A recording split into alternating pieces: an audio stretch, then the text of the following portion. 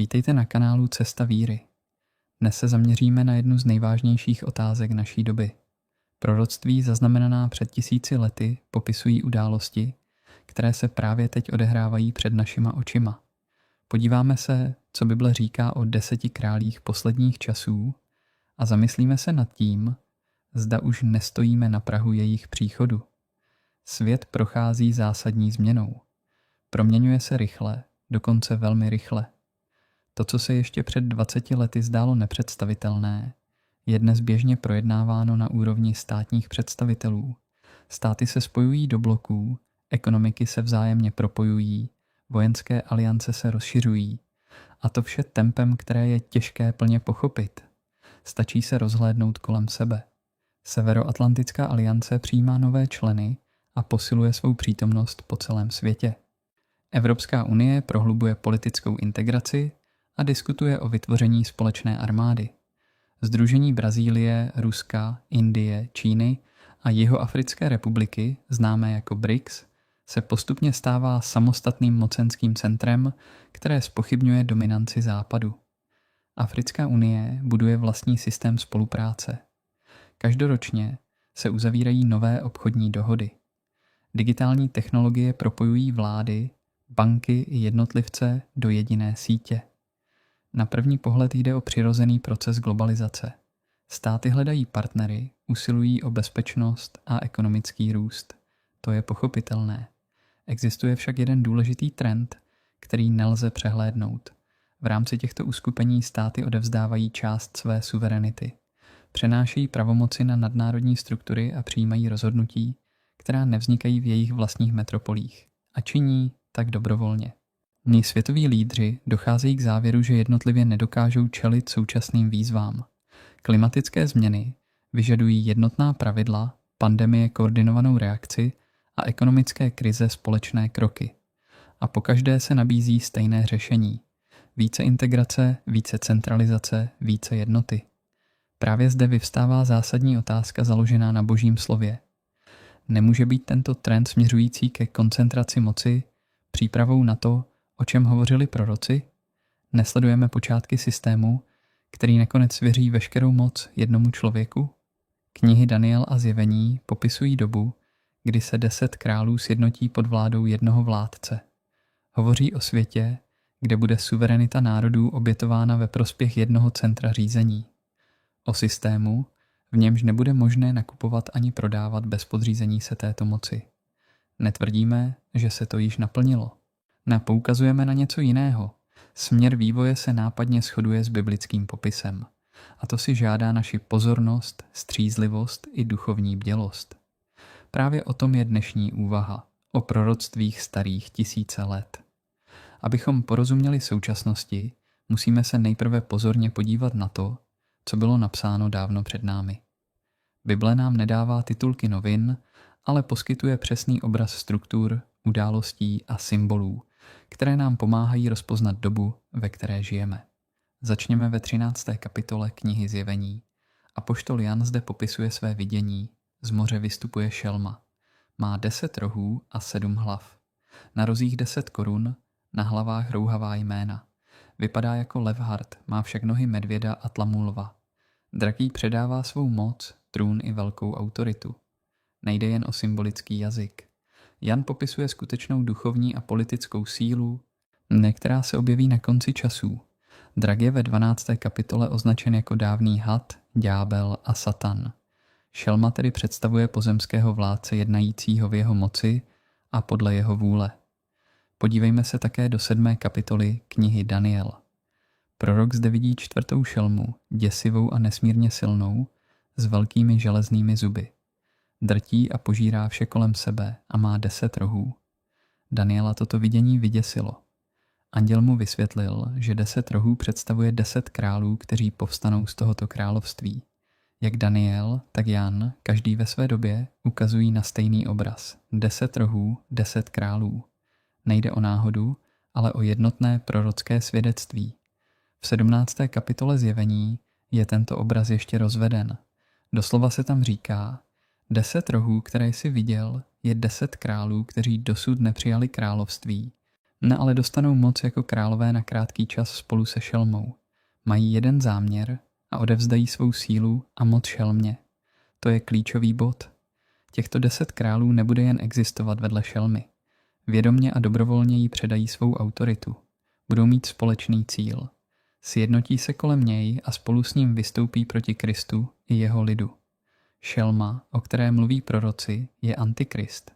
Člověk, který získá bezprecedentní politickou moc, bude se rouhat Bohu, pronásledovat věřící a nakonec bude zcela poražen při návratu Krista. Je důležité si uvědomit, že tato proroctví byla zapsána stovky let před naším letopočtem i v prvním století našeho letopočtu. To, co popisují, není fantazie ani pouhá metafora. Jde o přesné proroctví budoucnosti, které Bůh sdělil skrze své proroky. Právě proto si to, co se dnes děje ve světě, kde zaslouží seriózní zkoumání ve světle těchto textů. 7 let, které všechno změní. Bible popisuje konkrétní období, během něhož tyto události dosáhnou vrcholu. Nazývá se 7leté soužení. Jeho základ najdeme v 9. kapitole knihy Daniel, ve verši 27. Tam stojí, že uzavře smlouvu s mnohými na 1 týden, ale uprostřed týdne zastaví oběť i přinášení darů. Tento týden v prorockém významu představuje 7 let, poslední období před druhým příchodem Krista. Začátek bude spojen s konkrétní událostí. Antikrist uzavře smlouvu s Izraelem. Půjde o mírovou dohodu, která Izraeli zajistí bezpečí a umožní obnovu chrámu. První 3,5 roku budou obdobím relativního klidu. Chrám bude znovu postaven, oběti obnoveny a lid bude žít pod ochranou této smlouvy. Mnozí uvěří, že byl konečně nastolen mír a že se objevil vůdce schopný řešit i ty nejsložitější konflikty. Uprostřed tohoto období však nastane zlom. Antikrist vstoupí do chrámu, zastaví oběti, postaví tam ohavnost spustošení, o které mluvil Ježíš ve 24. kapitole Matoušova evangelia, a prohlásí se za Boha. To bude bod, ze kterého není návratu. Od té chvíle začne to, co Bible nazývá velkým soužením. Antikrist se obrátí proti Izraeli i proti všem, kdo zůstávají věrní pravému Bohu. Rozpoutá se bezprecedentní pronásledování a zdánlivě stabilní svět se zhroutí. Právě v této době bude 10 králů stát po jeho boku, budou ho podporovat a naplňovat jeho vůli. Kniha Zjevení říká, že šelmě bude dána moc jednat po dobu 42 měsíců, tedy 3,5 roku, druhá polovina 7letého soužení. V tomto období dosáhne jeho moc vrcholu. Bude se rouhat Bohu a povede válku proti svatým. Bude mu dána moc nad každým kmenem, národem, jazykem i lidem. Toto období skončí druhým příchodem Ježíše Krista. Prorok Zachariáš ve 14. kapitole popisuje, jak Hospodin sestoupí na Olivovou horu. Tehdy bude moc Antikrista definitivně zlomena. Je důležité pochopit, že nejde o chaos ani náhodný sled katastrof. Jde o boží plán, který se naplňuje přesně podle toho, co bylo předem zapsáno. Každá událost má své místo v časové posloupnosti, kterou Bůh zjevil skrze proroky. A to by v nás nemělo vyvolávat strach, ale jistotu. Bůh zná konec od počátku a drží dějiny ve svých rukou. 10 národů dnes, kdo jsou. Jedna z nejčastějších a nejpalčivějších otázek zní, kdo jsou těch 10 králů? Jaké státy představují? Lze je už dnes pojmenovat? Upřímná odpověď je tato. Bible nám nedává konkrétní seznam.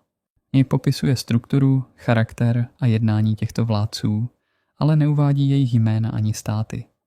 Identifikace je tedy otázkou výkladu, nikoli přímého zjevení. Přesto existují důvody k analýze a je třeba se dívat na svět střízlivě. Začněme Evropskou unií. Toto uskupení pokrývá území, které do značné míry odpovídá bývalé římské říši. Právě tuto říši mnozí vykladači spojují se 4. šelmou z Danielova vidění. Evropská unie není jen ekonomické společenství.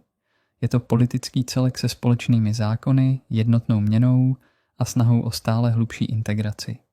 Její vývoj, struktura i ambice z ní činí významný objekt prorockých úvah. Dále je tu blok Brazílie, Ruska, Indie, Číny a Jihoafrické republiky. Toto uskupení vytváří alternativní centrum světové moci. Prosazuje odklon od dolaru jako hlavní rezervní měny, nezpochybňuje dominanci západu a buduje vlastní ekonomické i politické mechanismy spolupráce. Jde o reálnou sílu, která usiluje o formování nového světového řádu. Zvláštní pozornost si zaslouží Rusko a Čína. Obě tyto země aktivně rozšiřují svůj vliv.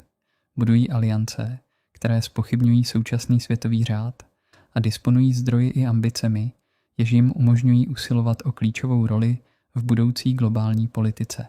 Spojené státy americké byly po dlouhou dobu vnímány jako symbol svobody a demokracie. I zde však sílí tendence ke koncentraci moci. Společenská polarizace, ekonomické tlaky i vliv nadnárodních struktur vytvářejí prostředí, v němž by se i tato velmoc mohla stát součástí systému, o němž hovoří proroctví. Bible totiž žádný národ neoznačuje za imunní vůči klamu posledních časů. Velká Británie si i po odchodu z Evropské unie zachovává významné postavení ve světové diplomacii. Její historické vazby na území bývalé Římské říše i její role v globálních strukturách ji nelze jednoduše vyřadit z úvah. Indie, dnes nejlidnatější země světa, je rychle rostoucí ekonomickou mocností a aktivním účastníkem mezinárodních aliancí. Díky svému strategickému postavení představuje důležitého hráče v jakémkoliv scénáři budoucího uspořádání světa. Prorok Daniel ve 2. kapitole popisuje sochu, jejíž nohy byly ze železa smíšeného s hlínou, symbol síly spojené s křehkostí. Právě takové jsou i dnešní aliance. Na jedné straně mocné, na druhé vnitřně rozporné a nestabilní. I to odpovídá biblickému popisu. Příprava systému však není jen otázkou politických struktur. Existuje ještě jedna dimenze, která je stále zřetelnější, technologická. A právě zde nabývají slova knihy Zjevení velmi konkrétní podoby. Ve 13. kapitole se hovoří o znamení šelmy. Nikdo nebude moci kupovat ani prodávat, pokud nebude mít toto znamení, jméno šelmy nebo číslo jejího jména. Jde o obraz ekonomického systému totální kontroly, kde přístup ke zdrojům závisí na podřízení se moci. Ještě před 20 lety se něco takového zdálo nepředstavitelné. Jak by bylo možné sledovat každou transakci každého člověka? Dnes už tato otázka nepůsobí naivně. Vidíme totiž, jak se podobný systém postupně buduje, krok za krokem, technologie za technologií. Digitální měny centrálních bank se již nepovažují za experiment. Zavádějí se do praxe v řadě zemí. Na rozdíl od tradičních peněz jsou plně programovatelné. Stát může určit, za co je lze utratit, omezit jejich platnost nebo zmrazit účet při nesouhlasu s oficiální politikou. Nejde o konspirační teorii, ale o reálně diskutované technické možnosti. Současně se rozvíjí infrastruktura digitální identity, biometrické údaje, digitální pasy, systémy rozpoznávání obličeje. To vše umožňuje propojit identitu člověka s jednotnou databází. Například v Číně již funguje systém sociálního kreditu ve velkém měřítku. Lidé s nízkým hodnocením mohou ztratit možnost cestovat, získat úvěr nebo zastávat určité pozice. Události posledních let ukázaly, jak rychle mohou vlády zavádět opatření, která byla dříve nepředstavitelná. Pandemie vedla k zavedení digitálních potvrzení, bez nichž v některých zemích nebylo možné vstoupit do restaurace, cestovat nebo pracovat. Šlo o precedens. Poprvé byl běžný život podmíněn statusem doloženým digitálním dokumentem. I také klimatická agenda přináší nové nástroje kontroly. Uhlíkové limity pro jednotlivce, omezení spotřeby nebo sledování osobní uhlíkové stopy. Ekonomické krize pak posilují tlak na vytvoření jednotných globálních finančních mechanismů. Ve všech těchto případech se opakuje stejná logika. Globální problém vyžaduje globální a centralizované řešení. Neříkáme, že každá z těchto technologií je sama o sobě špatná. Pointa je jiná. Jejich kombinace vytváří infrastrukturu, kterou lze v případě potřeby využít přesně tak, jak to popisuje kniha Zjevení. Systém je téměř připraven. Chybí už jen ten, kdo jej převezme. Pro věřícího člověka to není důvod k panice, ale k bdělosti. Rozpoznat znamení doby neznamená propadat strachu, ale jednat moudře. Výsledek je totiž již předem znám. To vše, o čem jsme dnes mluvili, nám může vyvolávat tíživé pocity. Obraz, který proroctví vykreslují, je skutečně vážný. Moc Antikrista bude obrovská. 10 králů mu odevzdá svou autoritu, kontrolní systémy pokryjí celý svět a lidskými silami tomu nebude možné odolat. Právě zde však Bible přináší to nejdůležitější sdělení. To, co začíná jako temný obraz, končí naprostým vítězstvím Boha. V 19. kapitole Zjevení Jan popisuje toto. Šelma, pozemští králové i jejich vojska se shromáždili, aby bojovali proti tomu, který sedí na koni, a proti jeho vojsku. Šelma byla zajata a spolu s ní i falešný prorok, oba byli zaživa uvrženi do ohnivého jezera. To je konec. Konec vlády Antikrista. Ne postupný úpadek ani politická porážka, ale úplné a definitivní zničení. Moc, kterou Šelma a 10 králů budovali, se zhroutí v jediném okamžiku.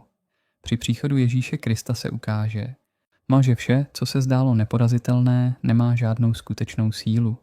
Neexistuje totiž moc, která by mohla obstát proti Bohu. Z toho pro každého z nás vyplývá několik důležitých závěrů. Za prvé, nebojte se. Strach není odpověď, kterou od nás Bůh očekává.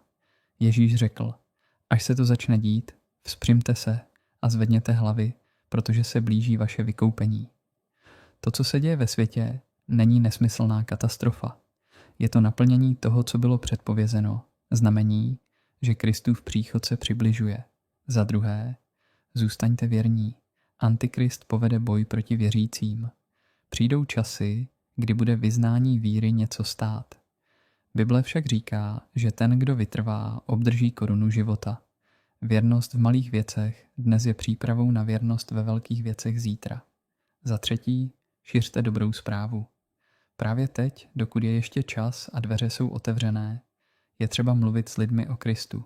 Je ne o politice ani o konspiračních teoriích, ale o něm.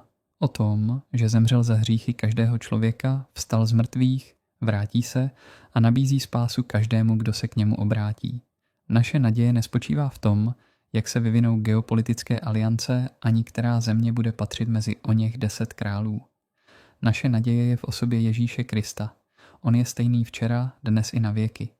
Jeho království nikdy neskončí a žádná šelma, žádný antikrist ani žádný světový systém to nemůže změnit. Žijeme ve vážné době. Nejsme tu však náhodou. Bůh nás postavil právě sem a právě teď s tímto poznáním a touto vírou. A očekává od nás ne strach, ale věrnost. Sledovali jste kanál Cesta víry. Dnes jsme se věnovali jednomu z klíčových témat biblických proroctví 10 králům, kteří v posledních časech předají svou moc Antikristu.